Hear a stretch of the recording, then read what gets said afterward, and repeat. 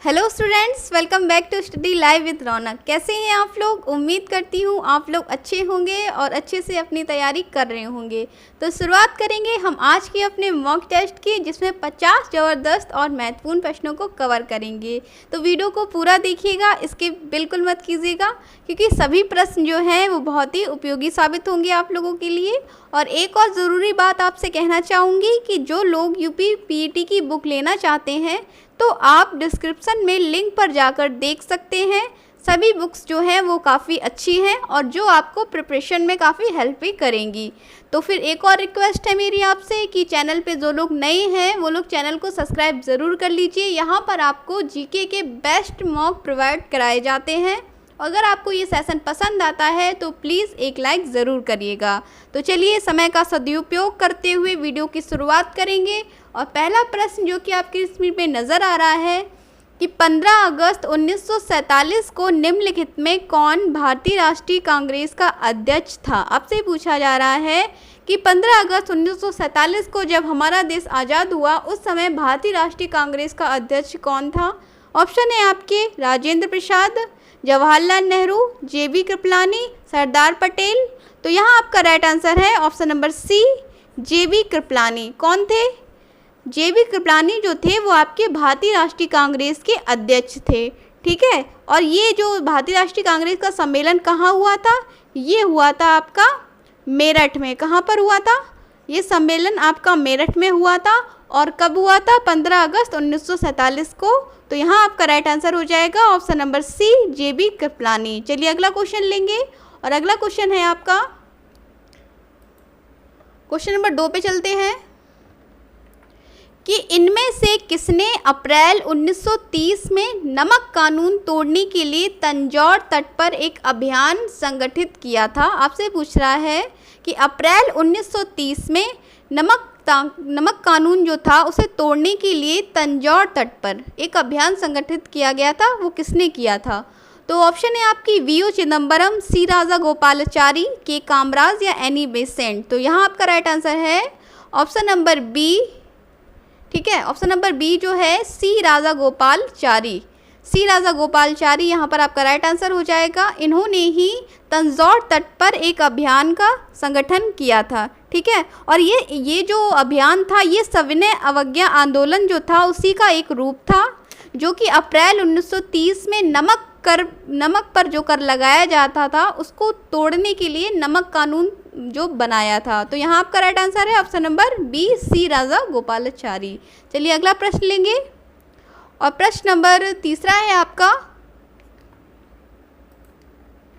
कि वह राष्ट्रीय नेता कौन थे जो 1925 में सेंट्रल लेजिस्लेटिव असेंबली के अध्यक्ष निर्वाचित हुए। आपसे ये पूछा जा रहा है प्रश्न कि वह राष्ट्रीय नेता कौन थे जो 1925 में सेंट्रल लेजिस्लेटिव असेंबली के अध्यक्ष निर्वाचित हुए थे। ऑप्शन में है मोतीलाल नेहरू, सीआर दास, वल्लभ भाई पटेल या विट्ठल भाई पटेल। तो यहाँ आपका राइट आंसर है ऑप्शन नंबर डी, विट्ठल भाई पटेल। विट्ठल भाई पटेल थे जो 1925 में सेंट्रल लेजिस्लेटिव असेंबली के अध्यक्ष निर्वाचित हुए थे। ये वल्लभ भाई पटेल के जो सरदार पटेल थे उनके बड़े भाई थे। कौन थे? सरदार पटेल के बड़े भाई थे। ये बड़े भाई कौन?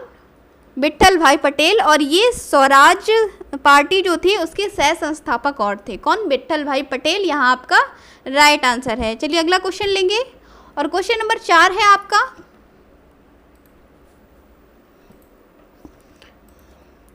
प्रश्न नंबर 4 है भारतीय राष्ट्रीय कांग्रेस के किस अधिवेशन की अध्यक्षता महात्मा गांधी द्वारा मात्र एक बार की गई थी। आपसे पूछा जा रहा है कि महात्मा गांधी ने भारतीय राष्ट्रीय कांग्रेस की अध्यक्षता जो की थी वो कौन से अधिवेशन में की थी और कितनी बार की थी। तो यहाँ पे आपको बता दिया कि महात्मा गांधी ने भारतीय राष्ट्रीय कांग्रेस की जो अधिवेशन की अध्यक्षता है वो मात्र एक बार की थी। ठीक है, कितनी बार की थी? मात्र एक बार। और किस अधिवेशन में की थी? तो आपका राइट आंसर हो जाएगा यहाँ पे ऑप्शन नंबर सी, बेलगाम में जो अधिवेशन हुआ था भारतीय राष्ट्रीय कांग्रेस का। कब हुआ था? 1924 में। ठीक है, 1924 में बेलगाम में जो भारतीय राष्ट्रीय कांग्रेस का अध्यक्ष अधिवेशन हुआ था, उसकी अध्यक्षता महात्मा गांधी ने मात्र एक बार की थी। ठीक है, 1924 में, और कहाँ पर? बेलगाम में। तो बेलगाम ऑप्शन नंबर सी यहाँ आपका राइट है। चलिए आगे बढ़ेंगे, क्वेश्चन नंबर 5 पे चलते हैं। ठीक है, और क्वेश्चन नंबर 5 है आपका कि गांधी ने दांडी समुद्र तट पर नमक कानून का उल्लंघन कब किया था?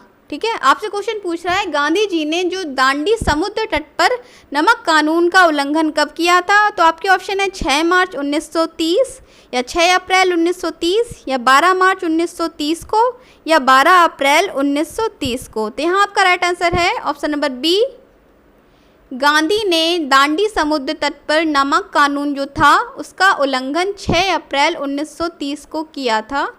ठीक है, कब? 6 अप्रैल 1930 को किया था। चलिए अगला क्वेश्चन लेंगे, और अगला क्वेश्चन है आपका क्वेश्चन नंबर 6 है आपका कि व्यक्तिगत सत्याग्रह में विनोबा भावे जो थे उन्हें प्रथम सत्याग्राही चुना गया था। तो आपसे पूछा जा रहा है कि दूसरा सत्याग्राही कौन था? ठीक है, विनोबा भावे को तो प्रथम सत्याग्राही चुन लिया गया था व्यक्तिगत सत्याग्रह में, लेकिन आपसे पूछा जा रहा है दूसरा कौन था। ऑप्शन में है आपके सरदार पटेल, जवाहरलाल नेहरू, सी राजा गोपालाचारी या डॉक्टर राजेंद्र प्रसाद। तो यहाँ आपका राइट आंसर है option number B, Pandit Jawaharlal Nehru जो हैं वो दूसरे सत्याग्राही के रूप में चुने गए थे। ठीक है, दूसरे, और यहाँ आपको तीसरे भी बता दें, क्रमशः जो तीसरे थे वो थे आपके ब्रह्मदत्त।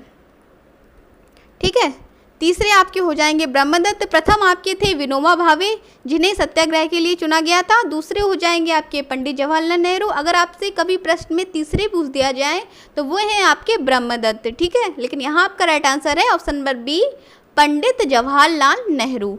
चलिए अगला क्वेश्चन चलते हैं, और क्वेश्चन नंबर 7 है आपका, क्वेश्चन नंबर 7 हो जाएगा यहाँ पे आपका कि 1946 में बनी अंतरिम सरकार में राजेंद्र प्रसाद के पास कौन सा विभाग था? ये आपसे पूछा जा रहा है कि आज़ादी के बाद जो पहली सरकार बनी थी 1946 में, वो राजेंद्र प्रसाद के पास कौन सा विभाग था?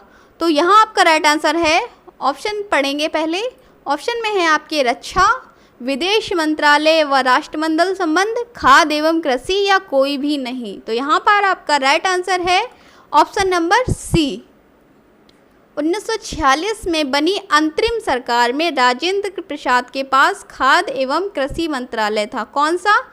इन्हें कौन सा मंत्रालय दिया गया था राजेंद्र प्रसाद को? खाद्य एवं कृषि मंत्रालय। ऑप्शन नंबर सी आपका राइट है। चलिए आगे बढ़ेंगे, क्वेश्चन नंबर 8 लेंगे अपना हम, और क्वेश्चन नंबर 8 है आपका कि भारत में साइमन कमीशन के बहिष्कार का मुख्य कारण, यहाँ पर आपसे पूछा जा रहा है कि भारत में साइमन कमीशन जो था उसके बहिष्कार का मुख्य कारण क्या था? ऑप्शन है समय से पूर्व नियुक्ति, सभी सदस्य अंग्रेज, सभापति ब्रिटिश लिबरल पार्टी का था या गांधी का असहयोग आंदोलन। तो यहाँ पे जो राइट आंसर है वह है ऑप्शन नंबर बी, जो आपको नज़र आ रहा है कि जो साइमन कमीशन जो था उसमें सभी सदस्यों का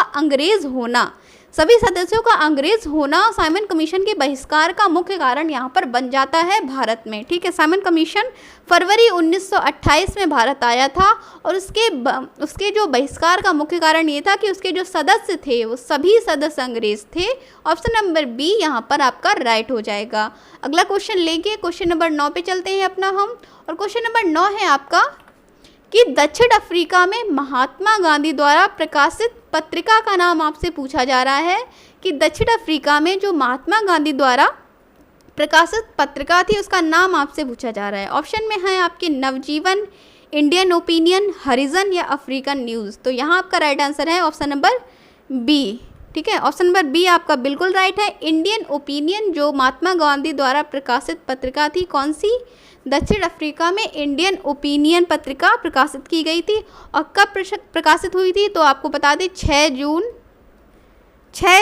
1903 में ये पत्रिका प्रकाशित की गई थी दक्षिण अफ्रीका में। कौन सी? इंडियन ओपिनियन आपका राइट आंसर है। चलिए अगला क्वेश्चन लेंगे, और क्वेश्चन नंबर 10 है आपका कि वर्ष 1919 में पंजाब में हुए क्रूर अत्याचारों के विरोध में ब्रिटिश सरकार से प्राप्त सर की उपाधि किसने लौटा दी थी। आपसे पूछ रहा है कि वर्ष 1919 में पंजाब में जो अत्याचार हुआ था उसके विरोध में ब्रिटिश सरकार से प्राप्त सर की उपाधि किस व्यक्ति ने लौटा दी थी, किस व्यक्ति को सर से ब्रिटिश सरकार की उपाधि प्राप्त हुई थी। ऑप्शन हो जाएंगे यहाँ पे तेज बहादुर सप्रू, रविंद्रनाथ टैगोर, आशुतोष मुखर्जी या सैयद अहमद खान। तो आपका राइट आंसर है यहाँ पे ऑप्शन नंबर बी जो आपको नज़र आ रहा है कि रविंद्रनाथ टैगोर ने यहाँ पर ब्रिटिश सरकार को सर की उपाधि वापस कर दी थी। क्यों कर दी थी? क्योंकि यहाँ जो जलियांवाला बाग हत्याकांड हुआ था 1919 में अमृतसर में, उसके विरोध में इन्होंने ब्रिटिश सरकार को सर की उपाधि जो है वो वापस कर दी थी, क्योंकि ये जो था वो बहुत ही बड़ा नरसंहार हुआ था, जलियांवाला बाग हत्याकांड। ठीक है, तो इसके विरोध में रविन्द्रनाथ टैगोर ने सर की उपाधि को लौटा दिया था ब्रिटिश सरकार को। चलिए अगला क्वेश्चन लेंगे और क्वेश्चन नंबर 11 है आपका कि जलियांवाला बाग में गोली चलाने का आदेश दिया था। आपसे पूछा जा रहा है जलियांवाला बाग जो हत्याकांड हुआ था अमृतसर में, उसने किसने गोली चलाने का आदेश दिया था। ऑप्शन है Curzon Wyllie, lord Simon, general Dyer या रोलेट। तो यहाँ आपका राइट आंसर है option number C. Jallianwala Bagh जो हत्याकांड हुआ था 13 अप्रैल 1919 को कब हुआ था? 13 अप्रैल 1919 को एक बहुत बड़ा नरसंहार हुआ था जलियांवाला बाग हत्याकांड, जो कि विश्व के सबसे बड़े नरसंहार में आता है। तो उसमें जनरल डायर द्वारा गोली चलाने का आदेश दे दिया जाता है, जिसमें बहुत सारे निर्दोष लोगों को अपनी जान गंवानी पड़ती है। ठीक है, ऑप्शन नंबर सी यहाँ पर आपका बिल्कुल राइट है। आगे बढ़ेंगे, क्वेश्चन नंबर 12 लेंगे अपना हम, और क्वेश्चन नंबर 12 है आपका कि तपोवन और विष्णुगढ़। यहाँ पे आपकी हिस्ट्री ख़त्म होती है और ज्योग्राफी से जुड़े प्रश्न स्टार्ट करते हैं हम।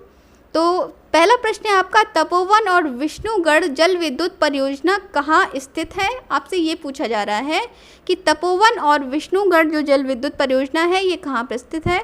तो ऑप्शन है आपके मध्य प्रदेश, उत्तर प्रदेश, उत्तराखंड या राजस्थान। तो यहाँ आपका राइट आंसर हो जाएगा ऑप्शन नंबर सी जो आपको नज़र आ रहा है।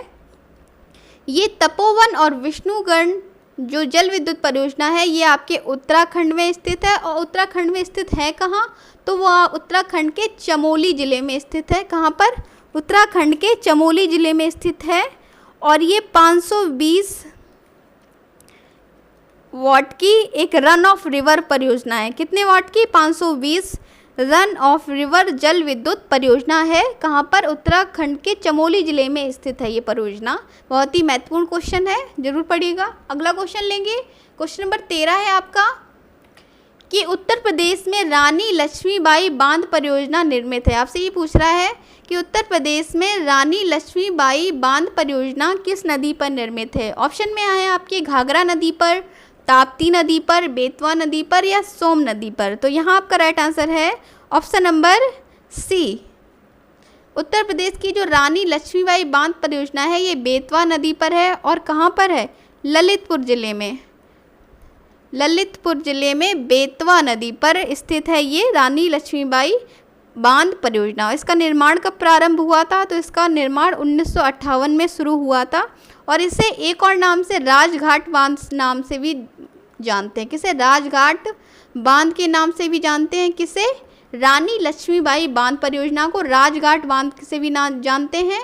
और कहाँ पर स्थित है? ललितपुर में, बेतवा नदी पर स्थित है। इसका निर्माण कब प्रारंभ हुआ था? तो 1958 में निर्माण प्रारंभ हुआ था। अगला क्वेश्चन पे चलते हैं और क्वेश्चन नंबर 14 यहाँ पे हो जाएगा आपका कि निम्नलिखित में कौन सा युग्म सुमेलित नहीं है। आपसे ये पूछा जा रहा है। तो पहला ऑप्शन है जोग कर्नाटक, पापनाशम हिमाचल प्रदेश, धुआंधार मध्य प्रदेश, हुंडरू झारखंड। ये जो कुछ प्रमुख प्रपातों के नाम हैं और आपसे उनकी जगह दी गई है कि ये जहाँ पर स्थित है। तो यहाँ आपको कौन सा युग्म सुमेलित नहीं है, नहीं है पे ज़्यादा ध्यान दीजिए। ये पूछा है कि कौन सा नहीं है। तो जोग जो है वो तो कर्नाटक में है, ये आपका राइट है। धुआंधार आपका मध्य प्रदेश में है, हुड्रू भी आपका झारखंड में है। लेकिन आपको जो ऑप्शन नंबर बी दिखाई दे रहा है ये पापनाशम जो जलप्रपात है ये आपका राइट आंसर हो जाएगा, क्योंकि पापनाशम जलप्रपात जो आपका हिमाचल प्रदेश में नहीं है। कहाँ पर है ये आपका पड़ता है तमिलनाडु में पड़ता है पापनाशम जलप्रपात। ठीक है, कहाँ पड़ता है? तमिलनाडु में पड़ता है, हिमाचल प्रदेश में नहीं पड़ता है। तो यहाँ पर ये आपका राइट है। चलिए आगे बढ़ेंगे। क्वेश्चन नंबर 15 पे चलेंगे। ठीक है, एक रिक्वेस्ट है, अगर सेशन पसंद आ रहा हो तो प्लीज़ चैनल को लाइक कर दीजिए और चैनल को सब्सक्राइब जरूर कर लीजिए। तो क्वेश्चन नंबर 15 है आपका, निम्न में कौन सा युग्म सुमेलित नहीं है। ये आपसे पूछा जा रहा है कि इनमें कौन सा युग्म जो है वो सुमेलित नहीं है। ऑप्शन है आपका सांबर झील, लोनार झील, चिल्का झील या कोलेरू झील। तो यहाँ आपका राइट आंसर हो जाएगा option number B. Option number B आपका राइट है। लोनार झील जो है वो आपका मध्य प्रदेश में ना पड़ के महाराष्ट्र में पड़ती है। कहाँ पड़ती है? मध्य प्रदेश में ना पड़ के आपकी महाराष्ट्र में पड़ती है लोनार झील। ठीक है, महाराष्ट्र में पड़ती है। तो और सांबर झील जो है वो तो सही है, आपकी राजस्थान में पड़ती है। और चिल्का झील ये भी आपकी सही है, उड़ीसा में पड़ती है। कोलेरू झील ये भी सही है। और ठीक है, तो लोनार झील जो है कहाँ पड़ती है आपकी? महाराष्ट्र में, मध्य प्रदेश में नहीं पड़ती है। तो आपसे यही पूछा गया था कि कौन सा युग सुमेलित नहीं है, तो लोनार झील आपकी सुमेलित नहीं है, ये आपकी महाराष्ट्र में पड़ती है। कहाँ पर? महाराष्ट्र में। चलिए आगे बढ़ेंगे, अगला क्वेश्चन लेंगे। और अगला क्वेश्चन है आपका क्वेश्चन नंबर 16 कि कौन सी नदी ओडिशा में अपना डेल्टा बनाती है। ये आपसे पूछ रहा है कि कौन सी नदी जो है वो ओडिशा में अपना डेल्टा बनाती है। तो ऑप्शन में है आपकी गोदावरी, महानदी, नर्मदा या ताप्ती नदी। तो यहाँ आपका राइट आंसर है, ओडिशा में जो नदी अपना डेल्टा बनाती है वो है आपकी ऑप्शन नंबर बी, महानदी। कौन सी नदी? महानदी ओडिशा में अपना डेल्टा बनाती है। चलिए अगला क्वेश्चन लेंगे और प्रश्न नंबर 17 पे चलते हैं। प्रश्न नंबर 17 आपका है कि मानस किस नदी की उपनदी है। ये आपसे पूछ रहा है कि जो मानस नदी है वो किस नदी की उपनदी है। ऑप्शन में है आपकी गोदावरी, महानदी, ब्रह्मपुत्र या कृष्णा। तो आपका राइट आंसर हो जाएगा ऑप्शन नंबर सी, ब्रह्मपुत्र नदी की एक उपनदी है, सहायक नदी है मानस नदी। ठीक है, कौन सी? जो कि भारत में भूटान और असम से होकर बहती। कहाँ से? भूटान से असम तक होकर बहती है ये मानस नदी। और मानस नदी घाटी में मानस वर्ल्ड लाइफ सेंचुरी है। ठीक है, मानस वन्य जीव अभ्यारण्य जो है वो मानस घाटी में पड़ता है। ये भी, और ये पड़ता कहाँ है? ये असम का है। ठीक है, मानस वन्य जीव अभ्यारण्य आपका कहाँ पड़ता है? ये मानस नदी घाटी में पड़ता है। और ये है कहाँ? ये आपका असम में पड़ता है। तो आपका राइट आंसर हो जाएगा यहाँ पे मानस नदी जो है वो ब्रह्मपुत्र नदी की उपनदी या सहायक नदी है। अगला क्वेश्चन लेंगे, क्वेश्चन नंबर 18 पे चलते हैं अपना हम। और क्वेश्चन नंबर 18 है आपका कि निम्नलिखित में कौन सी नदी जो है वो बंगाल का शोक कहलाती है। ये आपसे पूछा जा रहा है। तो ऑप्शन में आपका सोन, गंडक, हुगली या दामोदर। तो आपका राइट आंसर हो जाएगा ऑप्शन नंबर डी जो है। ठीक है, ऑप्शन नंबर डी, दामोदर नदी को बंगाल का शोक कहा जाता है। किसे? दामोदर नदी को। ऑप्शन नंबर डी आपका राइट है। और बिहार का शोक कहा जाता है कोसी नदी को। ठीक है, तो चलिए आगे बढ़ेंगे, नेक्स्ट क्वेश्चन पे चलते हैं। और क्वेश्चन नंबर 19 है आपका, किस हिमालय की चोटी को सागर माथा कहते हैं। आपसे ये पूछा जा रहा है कि हिमालय की किस चोटी को सागर माथा कहते हैं। तो ऑप्शन हो जाएंगे आपकी नंगा पर्वत, माउंट एवरेस्ट, धौलगिरी या कंचनजंगा। तो आपका राइट आंसर है यहाँ पर option number B, Mount Everest को सागर माथा कहते हैं। और कहाँ कहते हैं? नेपाल में। ठीक है, नेपाल में माउंट एवरेस्ट की चोटी को सागर माथा कहते हैं। ठीक है, आपका राइट आंसर है माउंट एवरेस्ट। चलिए आगे बढ़ेंगे और क्वेश्चन नंबर 20 लेंगे अपना हम। और क्वेश्चन नंबर 20 है आपका, किस संविधान संशोधन एक्ट के तहत, अब यहाँ से आपके पॉलिटी के क्वेश्चन स्टार्ट हैं कि किस संविधान संशोधन एक्ट के तहत मतदाताओं की आयु 21 से घटाकर 18 वर्ष की गई है। आपसे ये पूछा जा रहा है। तो ऑप्शन है आपके 61वें संविधान संशोधन, 62वें संविधान संशोधन, 65वें संविधान संशोधन या 67वें संविधान संशोधन जो हुआ था। तो यहाँ पर आपका राइट आंसर हो जाएगा ऑप्शन नंबर ए जो आपको नज़र आ रहा है। 61वें संविधान संशोधन जो हुआ था उसमें मतदाता जो थे उनकी आयु 21 से घटाकर कितनी कर दी गई? 18 वर्ष की कर दी गई। और ये संशोधन हुआ कब था? 1988 में हुआ था 61वां संविधान संशोधन। ठीक है, उसमें जो आयु थी मतदान करने वालों की 21 से घटाकर 18 वर्ष कर दी गई थी। चलिए अगला क्वेश्चन लेंगे, और क्वेश्चन नंबर 21 है आपका कि भारतीय संविधान में अनुच्छेद 370 क्या प्रदान करता है। आपसे ये पूछा जा रहा है अनुच्छेद 370 जो है वो क्या प्रदान करता है।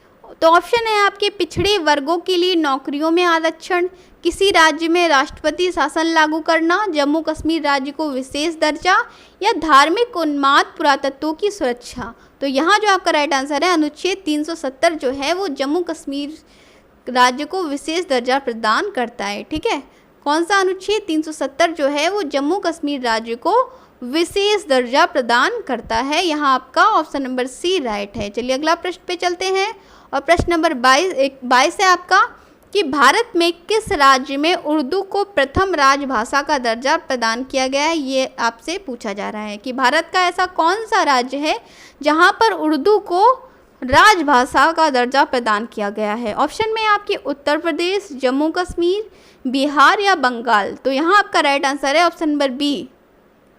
जम्मू कश्मीर को जो राजभाषा का जो दर्जा है वो उर्दू को जो राजभाषा का दर्जा है वो जम्मू कश्मीर द्वारा दिया गया है। ठीक है, जम्मू कश्मीर की आधिकारिक राजभाषा जो है आधिकारिक राजभाषा कौन सी है? आधिकारिक राजभाषा जो है वो उर्दू है। ठीक है, यहाँ पे आपका राइट आंसर है option number B Jammu Kashmir. चलिए अगला प्रश्न लेंगे, और प्रश्न नंबर 23 है, और प्रश्न नंबर 23 को पढ़ने से पहले मेरी आपसे रिक्वेस्ट है कि अगर आप चैनल पे नए हैं और वीडियो देख रहे हैं तो प्लीज़ चैनल को सब्सक्राइब ज़रूर कर लीजिए, और अगर आपको सेशन पसंद आता है तो लाइक ज़रूर करिएगा। तो प्रश्न नंबर 23 है आपका, शिक्षा को किस संविधान संशोधन द्वारा राज्य सूची से हटाकर समवर्ती सूची में शामिल किया गया था। आपसे पूछा जा रहा है शिक्षा जो विषय है उसे किस संविधान संशोधन द्वारा राज्य सूची से हटाकर समवर्ती सूची में शामिल कर लिया गया है। तो ऑप्शन है आपके 40वां संविधान संशोधन, 41वां संविधान संशोधन, या 42वां संविधान संशोधन, या 44वां। तो यहाँ आपका राइट आंसर है ऑप्शन नंबर सी। ठीक है, ऑप्शन नंबर सी बिल्कुल राइट है। 42वां जो संविधान संशोधन हुआ था, कब हुआ था? ये 1976 में हुआ था, और इस संविधान संशोधन में शिक्षा जो विषय है उसे राज्य सूची से हटाकर समवर्ती सूची में शामिल कर लिया गया था। ठीक, किसमें? समवर्ती सूची में शामिल कर लिया गया था। कब? 42वें संविधान संशोधन 1976 में। ठीक है, चलिए आगे बढ़ेंगे, और क्वेश्चन नंबर 24 लेंगे अपना हम, और क्वेश्चन नंबर 24 है आपका कि भारत के प्रथम मुख्य चुनाव आयुक्त कौन थे, ये आपसे पूछ रहे हैं। तो ऑप्शन है आपकी जीवी मावलंकर, टी स्वामीनाथन, सुकुमार सेन, या इनमें से कोई नहीं। तो आपका राइट आंसर हो जाएगा ऑप्शन नंबर सी जो आपका नज़र आ रहा है, सुकुमार सेन जो हैं वो भारत के प्रथम मुख्य चुनाव आयुक्त थे। ठीक है, कब? और इनका कार्यकाल आपको बता दें, इनका कार्यकाल था 21 मार्च 1950 से कब से कब तक? 21 मार्च 1950 से 19 दिसंबर 1958 तक इनका कार्यकाल हुआ था, और इन्हें 1954 में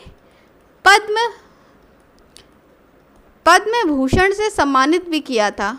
ठीक है, किससे? अगर आपसे ये क्वेश्चन पूछ लें कि सुकुमार सेन को पद्म भूषण कब प्राप्त किया गया था, तो 1954 में इन्हें पद्म भूषण से सम्मानित किया गया था। ये कौन थे? ये भारत के प्रथम मुख्य चुनाव आयुक्त थे। इनका कार्यकाल कब से कब तक था? तो 21 मार्च 1950 से 19 दिसंबर 1958 तक। ठीक है, तो यहाँ आपका राइट आंसर है ऑप्शन नंबर सी सुकुमार सेन। चलिए आगे बढ़ेंगे, क्वेश्चन नंबर 25 लेंगे, और प्रश्न नंबर 25 है आपका कि भारत में निर्वाचन आयोग ने वर्ष 2010 में अपनी कौन सी जयंती मनाई है। ये आपसे पूछ रहे हैं कि भारत में निर्वाचन आयोग ने वर्ष 2010 में अपनी कौन सी जयंती मनाई थी। ऑप्शन है रजत जयंती, स्वर्ण जयंती, हीरक जयंती, या अमृत जयंती।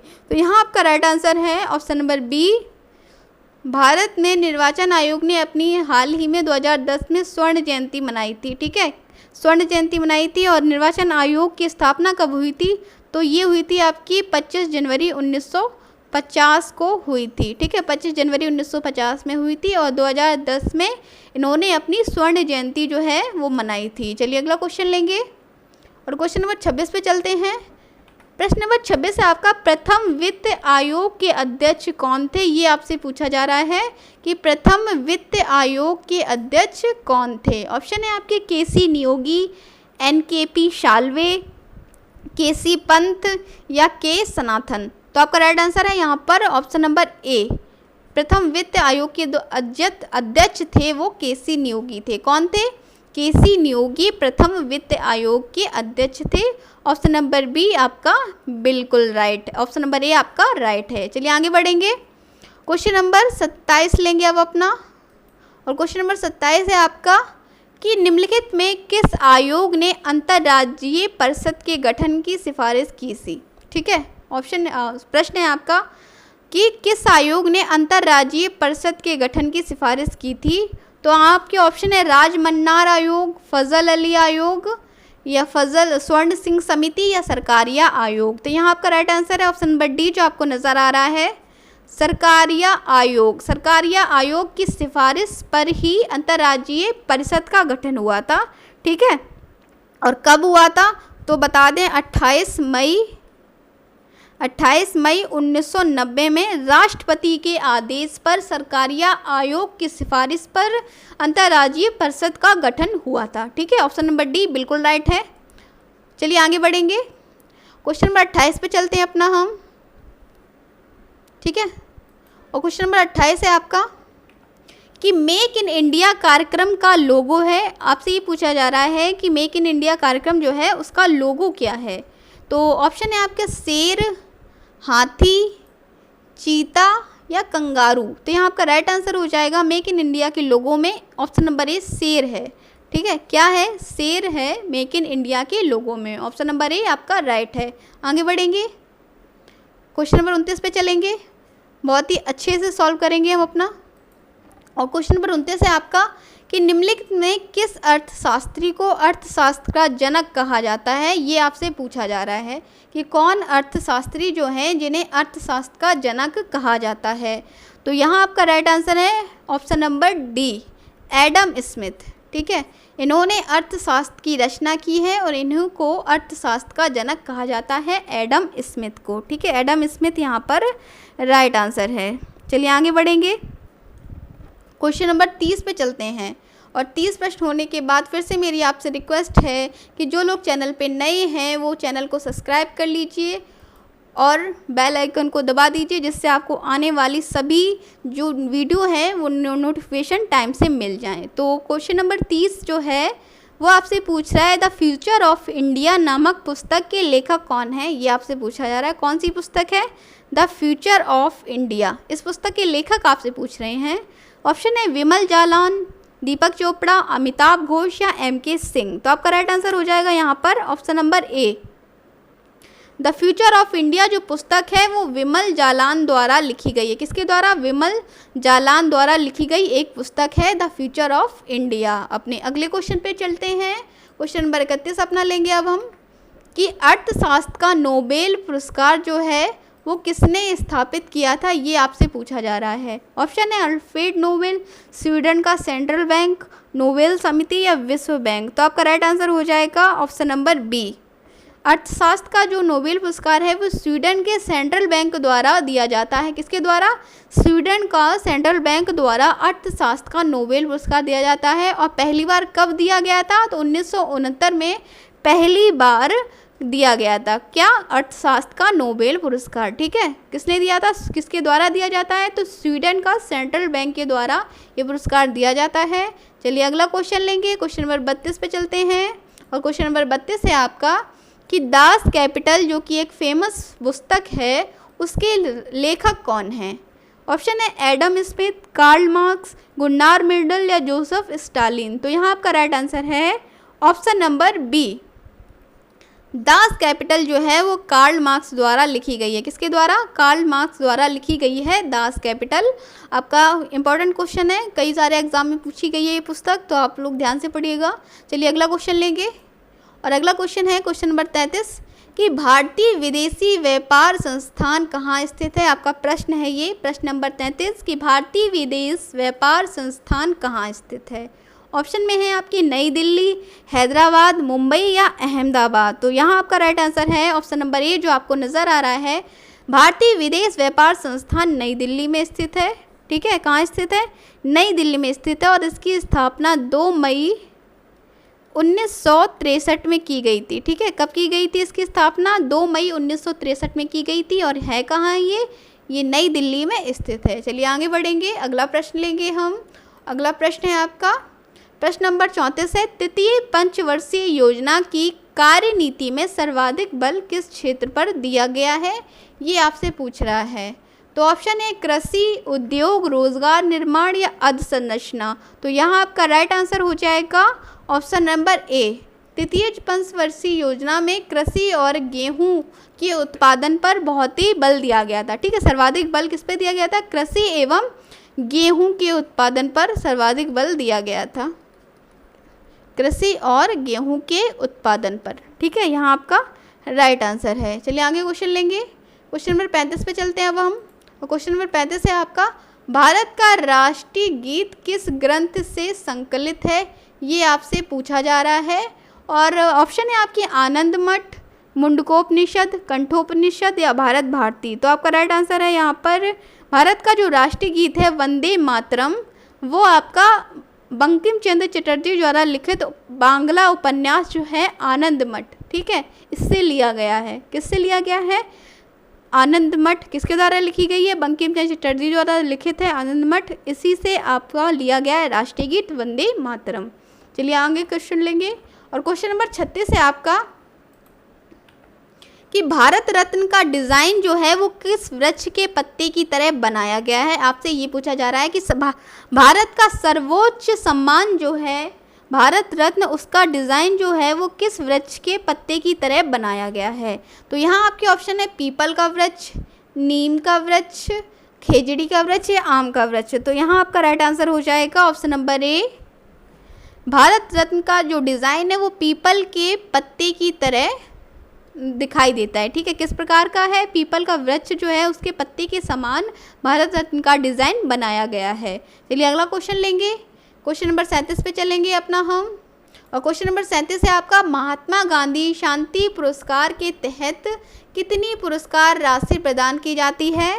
1 करोड़ रुपए, 2.5 करोड़ रुपए, 5 करोड़ रुपए या 10 करोड़ रुपए। तो यहाँ आपका राइट आंसर हो जाएगा महात्मा गांधी के नाम पे जो महात्मा गांधी शांति पुरस्कार दिया जाता है उसमें 1 करोड़ राशि सालाना प्रदान की जाती। कितनी? 1 करोड़ की राशि जो है वो आपको सालाना प्रदान की जाती है। चलिए आगे बढ़ेंगे, समय ज़्यादा नहीं लेंगे, जल्दी जल्दी कोशिश करेंगे कि कम समय में आपके ज़्यादा प्रश्न सॉल्व कर सकें। तो 38 नंबर क्वेश्चन है आपका अर्जुन एवं द्रोणाचार्य पुरस्कार किस क्षेत्र में दिए जाते हैं? ये आपसे पूछे जा रहा है। ऑप्शन है संगीत, खेल, विज्ञान या कला। तो यहाँ आपका राइट आंसर हो जाएगा ऑप्शन नंबर बी, खेलों में उत्कृष्ट। ठीक है, खेलों में उत्कृष्ट प्रदर्शन के लिए अर्जुन एवं द्रोणाचार्य पुरस्कार दिया जाता है। ठीक है, किसमें? खेल आपका यहाँ पर राइट आंसर है। चलिए आगे बढ़ेंगे, क्वेश्चन नंबर 39 पे चलते हैं। और क्वेश्चन नंबर 39 है आपका कि इनमें से किसकी तुलना मैकियावेली के प्रिंस से की गई है? ऑप्शन है कौटिल्य के अर्थशास्त्र, त्रिवाल्लुर का त्रिकुलम, वात्स्यायन का कामसूत्र या इनमें से कोई नहीं। तो यहाँ आपका राइट आंसर है ऑप्शन नंबर ए, कौटिल्य के अर्थशास्त्र। जो कौटिल्य ने अर्थशास्त्र लिखा था उसकी तुलना मैकियावेली के प्रिंस से की जाती है। ठीक है, किसकी तुलना? कौटिल्य का अर्थशास्त्र जो है उसकी तुलना मैकियावेली के प्रिंस से की जाती है। ऑप्शन नंबर ए यहाँ आपका राइट है। आगे बढ़ेंगे, क्वेश्चन नंबर 40 पे चलते हैं। और क्वेश्चन नंबर 40 है आपका कि राष्ट्रीय कंप्यूटर साक्षरता दिवस हर वर्ष मनाया जाता है। आपसे पूछा जा रहा है राष्ट्रीय कंप्यूटर साक्षरता दिवस हर वर्ष किस तारीख को मनाया जाता है? ऑप्शन है 1 दिसंबर को, 2 दिसंबर को, 5 दिसंबर को या 8 दिसंबर को। तो यहाँ आपका राइट आंसर हो जाएगा प्रति वर्ष कंप्यूटर साक्षरता दिवस आपका ऑप्शन नंबर बी 2 दिसंबर को मनाया जाता है। कब मनाया जाता है?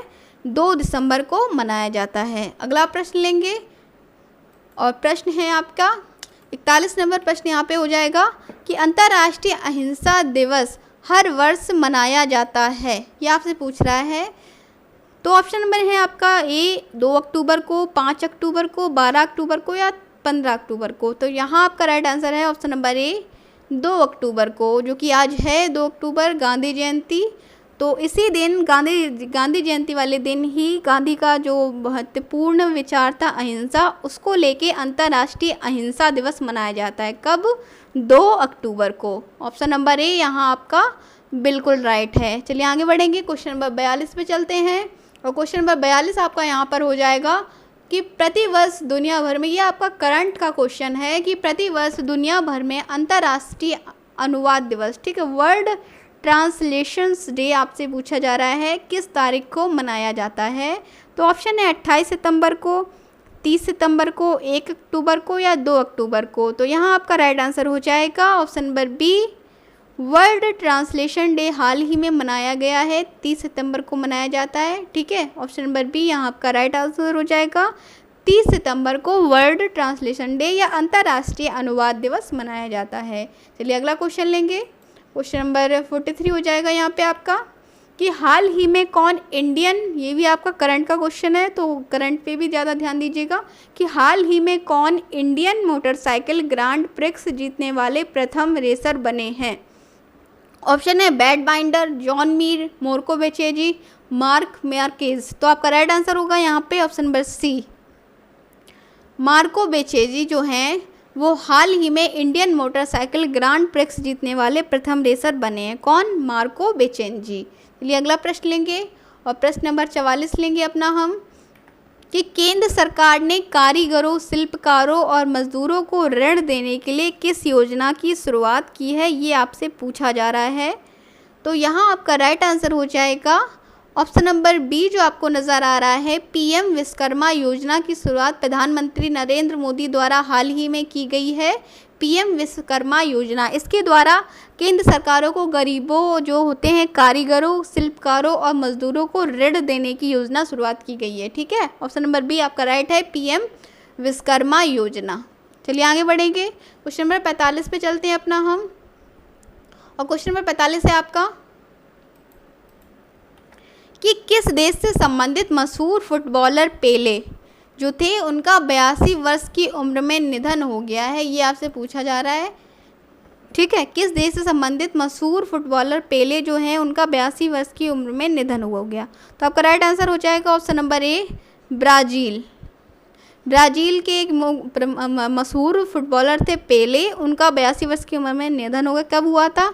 29 दिसंबर 2022 को इनका निधन हो गया था, ठीक है। किस देश के खिलाड़ी थे ये? ब्राज़ील के थे, बहुत ही फेमस खिलाड़ी थे पेले।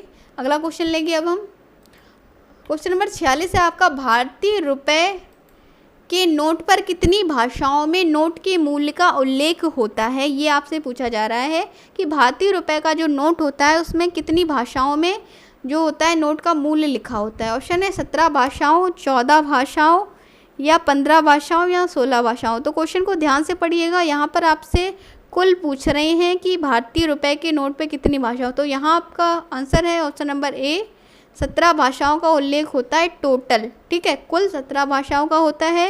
एक क्वेश्चन और आपसे पूछा जाता है कि भारतीय रुपए के नोट पे पिछले भाग पर कितनी भाषाओं का नोट का जो मूल्य है वो उल्लेख होता है। अगर आपसे ये पूछा जाए पिछली भाग पर, तो पिछली भाग का आंसर हो जाएगा 15 भाषाओं। अगर आपसे यहाँ पे पूछा जाए कि पूरा टोटल, तो 17 भाषाओं का, ठीक है, क्योंकि अगले 2 भाषाओं पर होता है हिंदी व अंग्रेजी, तथा जो पिछली भाग होता है नोट का उस पर 15 भाषाओं में अंकित होता है। तो यहाँ जो आपका राइट आंसर हो जाएगा वो हो जाएगा 17 भाषाओं में, ठीक है। चलिए आगे बढ़ेंगे, क्वेश्चन नंबर 47 लेंगे अपना हम, कि केंद्र सरकार द्वारा जो शुरू की गई थी सुशासन एक्सप्रेस, वो किन 2 शहरों के मध्य चलेगी, आपसे ये पूछा जा रहा है कि केंद्र सरकार ने जो सुशासन एक्सप्रेस की शुरुआत की गई थी वो किन 2 शहरों के मध्य चलेगी। ऑप्शन है ग्वालियर और इंदौर, ग्वालियर और लखनऊ, ग्वालियर और गोंडा, ग्वालियर और हज़रत निज़ामुद्दीन।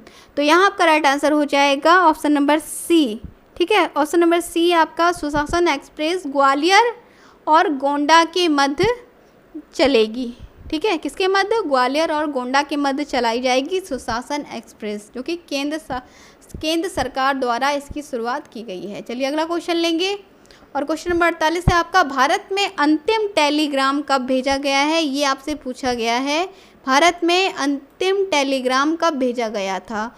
तो यहाँ आपका ऑप्शन है 23 जुलाई 2001 को, 19 जुलाई 2009 को, 14 जुलाई 2013 को, या 30 जुलाई 2015 को। तो यहाँ आपका राइट आंसर है ऑप्शन नंबर सी, 14 जुलाई 2013 को अंतिम टेलीग्राम भेजा गया था। ठीक, कब भेजा गया था? 14 जुलाई 2013 को अश्वनी मिश्रा द्वारा, किसके द्वारा भेजा गया था ये भी आपको बता दें, अश्वनी मिश्रा द्वारा किसे भेजा गया था? राहुल गांधी को भेजा गया था। ठीक है, अश्वनी मिश्रा द्वारा 14 जुलाई 2013 को अंतिम टेलीग्राम भारत में भेजा गया था, वो भी किसे? राहुल गांधी को। तो यहाँ ऑप्शन नंबर सी आपका राइट है। अगला प्रश्न पे चलेंगे। अगला प्रश्न क्वेश्चन नंबर 49 है आपका, कि भारतीय खनन विद्यालय ISM कहाँ स्थित है? ये आपसे पूछा जा रहा है कि भारतीय खनन विद्यालय कहाँ स्थित है। ऑप्शन में है आपके धनबाद, धुले, जलगांव या नासिक। तो यहाँ आपका राइट आंसर हो जाएगा ऑप्शन नंबर ए, धनबाद। ठीक है, भारतीय खनन विद्यालय है वो झारखंड के प्रांत धनबाद में है। इसे 1926 में लंदन का जो रॉयल स्कूल ऑफ माइंस है, कौन सा? रॉयल स्कूल ऑफ माइंस, इसकी तर्ज पे भारतीय खनन विद्यालय की स्थापना की गई है 1926 में। ठीक है, कहाँ की गई है? झारखंड के एक प्रांत है धनबाद, वहाँ पर। चलिए अगला क्वेश्चन लेंगे, क्वेश्चन नंबर 50 लेते हैं अपना हम, और क्वेश्चन नंबर 50 है आपका, कि भारत में अंग्रेजी शिक्षा का मैग्ना कार्टा किसे कहा जाता है? ये आपसे पूछा जा रहा है कि भारत में अंग्रेजी शिक्षा का मैग्ना कार्टा किसे कहा जाता है। ऑप्शन है वुड्स डिस्पैच, मैकाले का विवरण पत्र, ऑकलैंड का विवरण पत्र, या 1813 का चार्टर अधिनियम। तो यहाँ आपका राइट आंसर है option number A, Wood's Dispatch. जो चार्ल्स वुड थे, उनके द्वारा एक वुड्स डिस्पैच 1854 में भेजा गया था, उसे ही भारत में अंग्रेजी शिक्षा का मैग्ना कार्टा कहा जाता है। किसे? Wood's Dispatch. यहाँ पर आपका वुड्स डिस्पैच जो है वो राइट आंसर है। और ये अगला प्रश्न जो है, प्रश्न नंबर 51 है, कि विटामिन के का रासायनिक नाम क्या है? इसका जो है आंसर आपको कमेंट करना है। ये मैंने आपको कमेंट के लिए दिया है। जिसको भी पता है विटामिन के का रासायनिक नाम, और साथ में ये भी बताइएगा कि ये किस में घुलनशील होता है। विटामिन के जो है वो किस में घुलनशील है, जल में या वसा में, और इसका रासायनिक नाम ये भी आपको मुझे बताना है कमेंट में। तो कमेंट जिसे भी पता है विटामिन के का रासायनिक नाम, वो कमेंट ज़रूर करिएगा। और ठीक है, और ये भी बताइएगा कि ये किस में घुलनशील होता है। तो फ्रेंड्स, ये थे आपके आज के 50 महत्वपूर्ण प्रश्न। ठीक है, जिसे हमने बहुत ही अच्छे से लिया है। तो आप लोग वीडियो को जो है वो पूरा देखिएगा, बिल्कुल भी स्किप मत कीजिएगा। सभी प्रश्न बहुत ही महत्वपूर्ण हैं। तो एक बार फिर से रिक्वेस्ट करना चाहूँगी कि अगर आप चैनल पे नए हैं तो प्लीज़ चैनल को सब्सक्राइब कर लीजिए, और वीडियो पसंद आई तो एक लाइक ज़रूर करिएगा। तो फ्रेंड्स, कल मिलते हैं फिर एक नई वीडियो के साथ, एक नए मॉक टेस्ट के साथ। तब तक के लिए नमस्कार, take care and good bye.